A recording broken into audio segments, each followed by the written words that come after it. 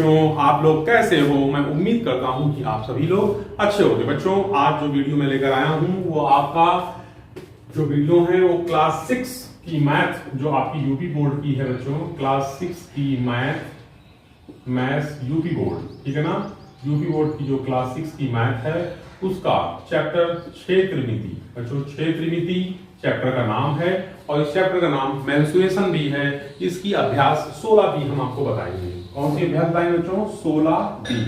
तो अभ्यास 16 बी मेरे द्वारा देखिए बच्चों। अभ्यास 16 ए मैंने आपको बताई, इसके बाद अभ्यास 16 बी मैं आपको बताऊंगा, इसका एक क्वेश्चन आपको समझाऊंगा। उससे पहले कुछ चीजें समझ लेते हैं, जैसे कि हेडिंग लिखिए आयतन का अवधारणा। बच्चों आयतन की अवधारणा क्या है? जैसे बहुत लोग पूछते हैं कि इसका आयतन क्या है। जैसे मेरे पास एक घनाभ के आकार का यानी संदूक है और उस संदूक का या बक्सा है, उस बक्से का हम आपसे आयतन पूछें तो आयतन क्या होता है, उसकी डेफिनेशन क्या होती है? तो बच्चों उसकी डेफिनेशन होती है किसी भी वस्तु के द्वारा, यानी जो आयतन हमें उसका निकालना तो उस वस्तु के द्वारा कि कोई वस्तु ले और उस वस्तु के द्वारा घेरे गए कुल स्थान को, मतलब जो घेरे गए कुल स्थान की जो माप है बच्चों उस भौतिक राशि के द्वारा की जाती है, उसे उस वस्तु का आयतन कहते हैं। यानी कि हम जैसे मान लेते हैं कि हमारे पास एक छोटा सा संदूक है, तो मैंने उसमें क्या किया, मिट्टी भरी ना, वस्तु भरी उसके अंदर। तो जो उस वस्तु ने उसका स्थान घेर लिया, उस संदूक का पूरा स्थान घेर लिया। घेरने के बाद जो उस वस्तु को हम जिस भौतिक राशि में मापेंगे वही उस वस्तु का आयतन होता है। अब भौतिक राशि मतलब हो गया, जैसे कोई चीज मान लेते हैं लंबाई में है, कोई चीज द्रव्यमान में है, कोई चीज समय में है, कोई चीज किलोग्राम में है, मीट्रिक टन में है ना। लंबाई में मीटर है, सेंटीमीटर है, किलोमीटर है ना, डेसीमीटर है, हेक्टोमीटर है, उसकी बात की जा रही है बच्चों। ये आपको याद रखना। आयतन का जो मात्रक होता है बच्चों या तो घन सेंटीमीटर होता है, ठीक है ना। इसको हम लोग ऐसे भी लिख सकते हैं सेंटीमीटर क्यूब, या फिर आपका मीटर क्यूब। इसको हम मीटर क्यूब को घन मीटर भी बोलते हैं और इंग्लिश में इसको मीटर क्यूब बोलते हैं बच्चों। हमें आपसे कहा कि जैसे एक घन मीटर में कितने सेंटीमीटर क्यूब होते हैं, तो एक घन मीटर का मतलब हो गया कि मीटर के ऊपर कितनी घात है, 3 घात है। इसका मतलब हम इसको 3 बार लिखेंगे, 1 मीटर गुणे 1 मीटर गुणे 1 मीटर। अब 1 मीटर होते हैं 100 सेंटीमीटर, 1 मीटर में 100 सेंटीमीटर, 1 मीटर में 100, 2 4 6 कितने यहाँ जीरो लगा दिए इतने। अब इसको हम ऐसे लिख सकते हैं 10 की पावर 6 बच्चों, लिख सकते हैं 10 की पावर 6 घन सेंटीमीटर। समझ में आपको बात आई मेरी? या फिर इसको लिखते हैं 10 की पावर 6 सेंटीमीटर क्यूब। आपको समझ में आ रहा है? अब इस कुछ फार्मूले हैं उन पर चलते हैं। तो जैसे घनाभ का आयतन, तो घनाभ का आयतन क्या होता है? लंबाई गुणे चौड़ाई गुणे ऊंचाई। यानी लंबाई को L से शो करते हैं, चौड़ाई को B से शो करते हैं, ऊंचाई को S से शो करते हैं। इसका एक फार्मूला भी हो सकता है LBH, और या फिर लंबाई गुणे चौड़ाई गुणे ऊंचाई। ये घनाभ का आयतन।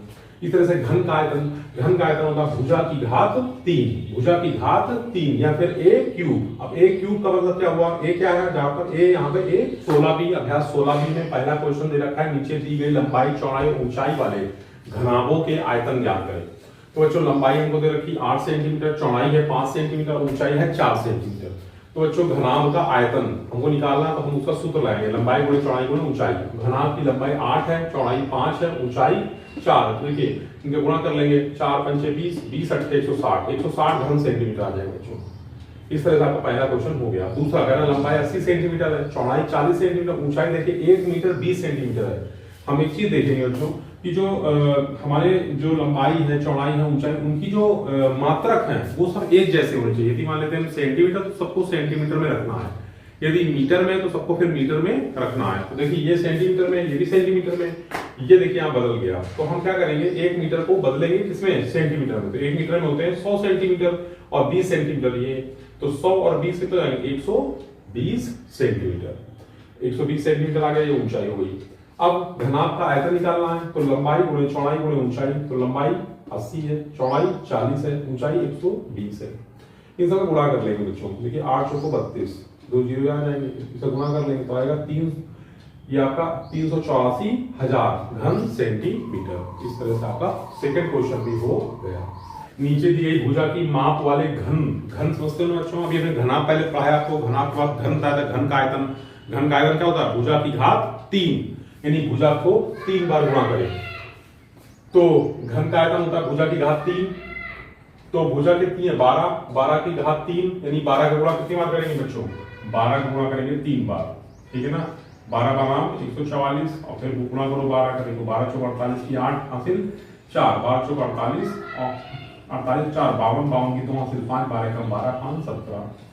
आ रहा देखिए, आ रहा ना घन का आयतन। तो क्या होता है 6 मतलब भुजा की घात 3 होता है, भुजा कितनी 6.4 सेंटीमीटर, तो 6.4 गुणा 3 बार। देखिए लिख दिया। अब इनका गुणा कर लीजिए आप आपस में। गुणा करना बच्चों आना चाहिए अच्छे से, यदि आपको गुणा करना नहीं आता तो फिर क्वेश्चन आप कर नहीं पाओगे। ये 4 को 16, 16 की 6 हासिल 1, 4 की 24 और 1 25, तो तुम लोग कितने बन लगेगा 2 बार, ठीक है ना। अब देखिए 6 गुणा 6 चौक 24 की 4, 6 चौक 24 की 4 और हाँ 6 चौक 24 की 4 हासिल 2, 6 चौक 24 36 36 2 36 और 2 होता है 38, ठीक 6 आ जाएगा यहाँ पे, और फिर 5 4 9 हो जाएगा 6 5 4 9 और फिर 8 2 10 की 0 वहां से ये हो जाएगा और दशमलव कितने पर लग जाएगा 2 बार। फिर गुणा करिए कितने का 6.4 का, तो देखिए गुणा करते हैं, ठीक ध्यान समझिएगा।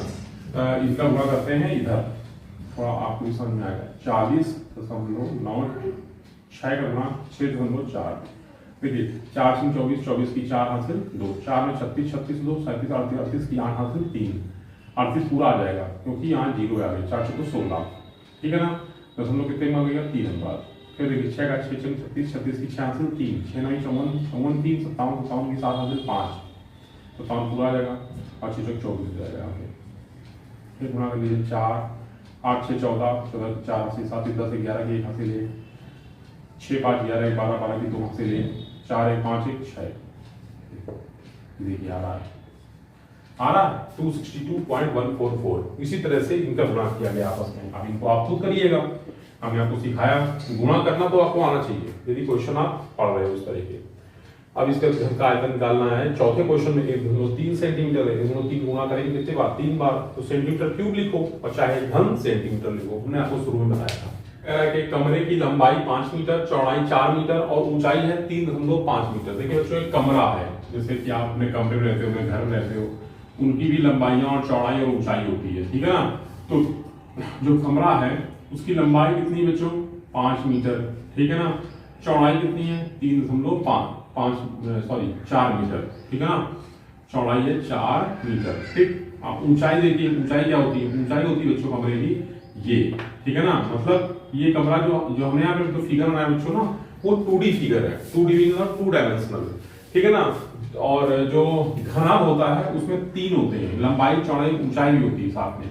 तो ऊंचाई का मतलब हो गया कि यहाँ पर जो कमरा होगा वो इस तरह का होगा, ठीक, इस तरह का कमरा होगा, इसी कमरा है, ठीक। अब देखिए आपको समझ में आ रही होगी बात। तो अब उसमें ऊंचाई जो होगी ये ऊंचाई, ठीक है बच्चों, ये ऊंचाई जो ये है ये ऊंचाई होती है। तो जो ऊंचाई दे रखी है वो 3.5 मीटर दे रखी है। आप कह रहा है कि कमरे का आयतन ज्ञात करो, तो कमरे का आयतन हमें निकालने के लिए घनाभ का आयतन लगाना पड़ेगा। क्या होता है लंबाई से पहले, फिर चौड़ाई, फिर ऊंचाई, ठीक है। अब गुणा कर लीजिए, देखिए 5 को 20 गुणे 3.5 गुणा करिए 35 गुना 70 होता है, और यहाँ पर लगा दीजिए दशमलव और यहाँ लीजिए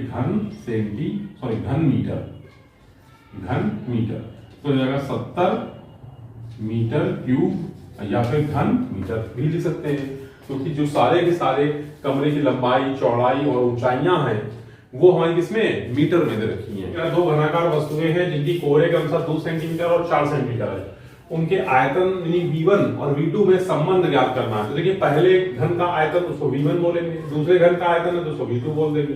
हमको पता है घन का आयतन होता है भुजा की घात 3, तो यानी 2 सेंटीमीटर यहाँ लिखेंगे बच्चों, और उसकी घात लगा देंगे 3, और नीचे क्या है 4 सेंटीमीटर और उसमें घात कितनी है 3, ठीक है ना। तो 2 का गुणा करेंगे 3 बार, 2 दूनी 4 दूनी 8 आ जाएगा 8 सेंटीमीटर क्यूब। नीचे 4 को 16 64 सेंटीमीटर क्यूब। तो देखिए सेंटीमीटर क्यूब से सेंटीमीटर क्यूब कर लिया, 8 एकम 8 8 3 64, यानी V1 और V2 में जो अनुपात आएगा वो आएगा 1:8। क्लियर? इस तरह से आपका क्वेश्चन नंबर 4 भी पूरा हो गया। बाकी बच्चों क्वेश्चन नंबर 5 से लेके 10 तक के क्वेश्चन हम आपको अगले वीडियो में बताएंगे, क्योंकि वीडियो लंबा ज्यादा हो जाएगा। इसलिए हम 1 से लेकर 4 तक क्वेश्चन, 1 से लेकर 4 तक क्वेश्चन हमने इसमें बताए हैं, 1 मतलब इस वीडियो में। अब इससे 16 भी का जो सेकंड वीडियो होगा, दूसरा वीडियो, उसमें आपको क्वेश्चन नंबर 5 से लेकर 10 तक बताएंगे। ठीक है, आज इतना ही रखते हैं, कल फिर मिलते हैं। जय हिंद, जय भारत।